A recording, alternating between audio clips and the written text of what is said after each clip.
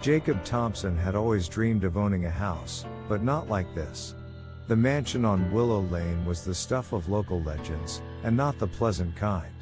Still, when the letter arrived informing him of his inheritance, Jacob couldn't resist the pull of curiosity and destiny. He arrived on a crisp autumn evening, the kind that whispered promises of change.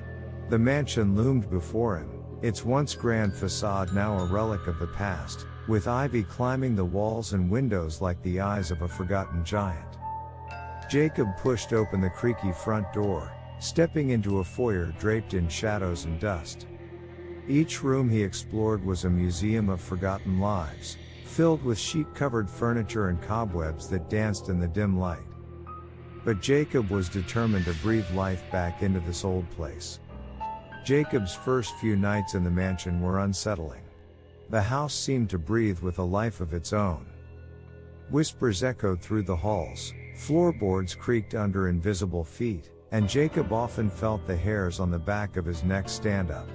Determined to find logical explanations, he explored every nook and cranny.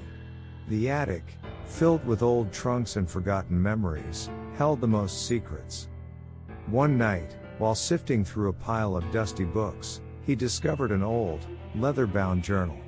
The name Jonathan was scrawled on the first page. Jonathan's journal was a descent into madness. The man had written about seeing ghosts, feeling watched, and his growing paranoia. Each entry was more frantic than the last, culminating in a chilling final note: "The ghosts are everywhere. I can no longer tell the living from the dead."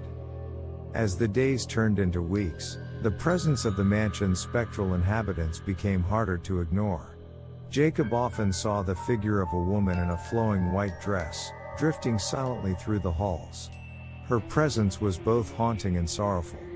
One night, Jacob decided to confront her.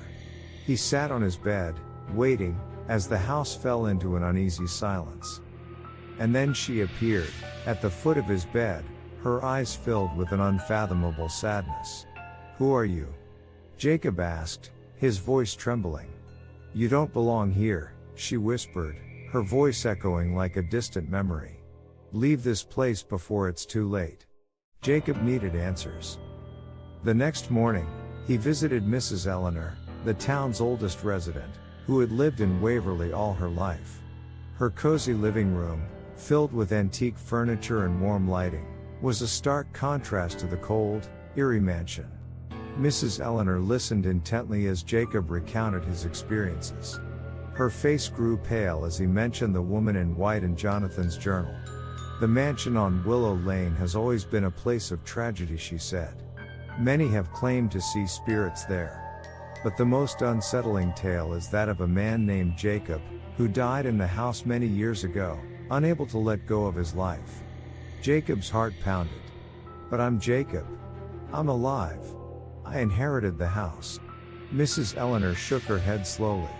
"The Jacob I speak of died over 50 years ago. He was found lifeless in the attic, clutching a journal, haunted by the belief that he was surrounded by ghosts." Jacob raced back to the mansion, his mind spinning. He frantically searched for any proof of his existence. But the photographs, the letters, and articles all bore the date of decades past. His heart sank as he stumbled upon a faded newspaper clipping. The headline reads, "Local man, Jacob Thompson, found dead in family home." The whispers, the creaks, the ghostly figures, they were the living. And he, Jacob, was the ghost. As he stood in the attic, the spectral woman appeared once more. "You need to let go," she whispered. "It's time to move on." With a heavy heart, Jacob accepted his fate.